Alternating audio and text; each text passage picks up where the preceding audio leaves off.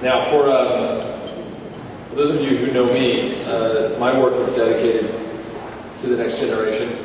I've been inspired so much by my grandfather, who was equally dedicated to youth. And so this next award holds particular significance. And to present the Youth Activism Award, another good friend of mine, I'd like to welcome Jay Nichols, a scientist, activist, community organizer, author, and after having known him for all these years, probably his favorite role, dad. Good dad. Jay?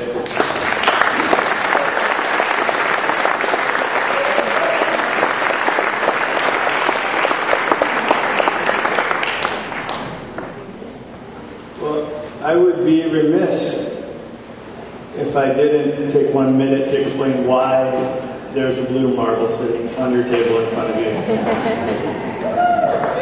And in doing that, I'd like to read... Oh, by the way, if you haven't read this book by our host, David Helvard, please do.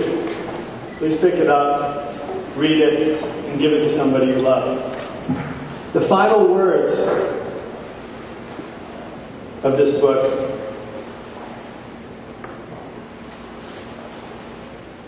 are this: it is not God's green earth, it's God's blue marble.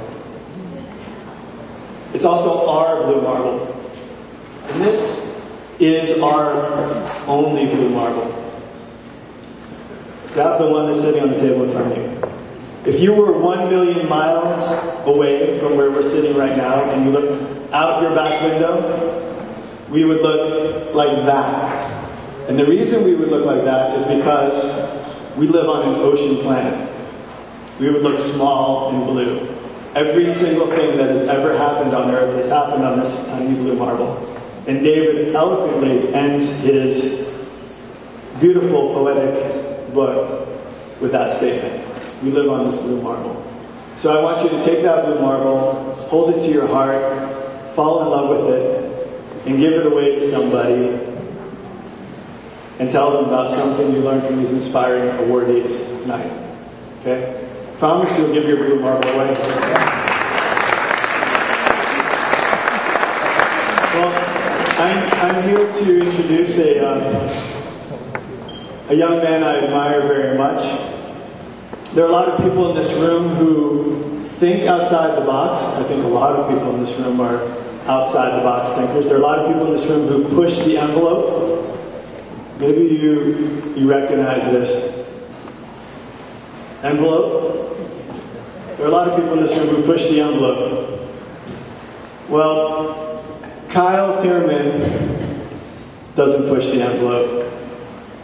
And he doesn't think outside the box. What Kyle does is he shreds the envelope.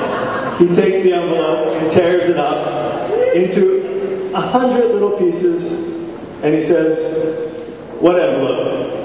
Kyle is an activist and a surfer. He's a professional surfer. And when he traveled to Chile, and he found out about a coal-fired power plant in front of the beach where he and his Chilean friends like to surf, he came back home and he said, I got to do something about this. He found out that Bank of America was invested in that coal-fired power plant, and he convinced $110 million worth of Bank of America investors to move their money into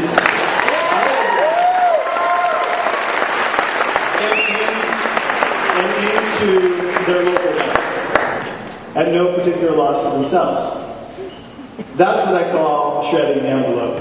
Now, whether Kyle is on the waves or on his laptop making YouTube videos that go viral and convince people to move their money and to claim their change.org if you want to check it out, he is a fearless young man, and that's what we need. We need fearless young people who will lead the revolution that we need to protect our ocean. So it's my great honor to introduce Kyle Thiermann.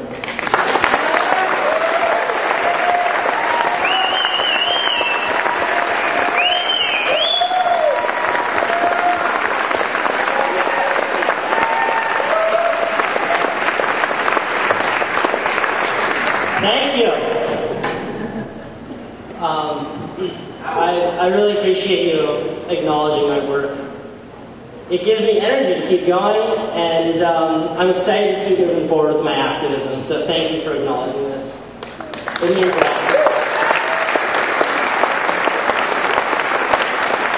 I think that there's a common misconception out in the world that activists don't have any fun.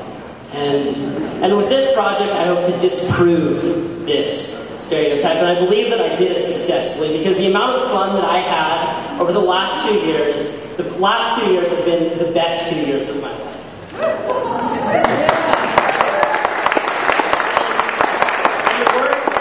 And the work that I focus on specifically is showing people the power that they have to affect change on a daily basis. Specifically, where we keep our money and how we spend our money. I think that people have a lot more power than they know on a daily basis, and that is specifically what my work focuses on. I was out surfing the other day, and a girl paddled up to me, and she told me that because of my work, she had moved her money out of Bank of America, and she had no idea that her money was in a bank that's one of the largest funders of coal power worldwide. And she took it out and she put it into the local bank, and that was great. But what she said is that, she felt powerful, and she felt like she actually could make a difference on a daily basis. And that's what is humbling to me, and that's what keeps me going. And then she burned me on the next wave. So. But, I feel privileged to be in a position as a professional surfer and be a bridge for the surfing world and the activist world, because there are millions of surfers worldwide in a multi-billion-dollar industry who all care about the ocean. They're in the ocean every day, and they don't know what to do. So my work specifically focuses on engaging this huge industry to make decisions on a daily basis so that they can be part of the solution. And I understand that not all these surfers are going to become full-time activists, but my work focuses to get these people involved and help them to become part of the solution.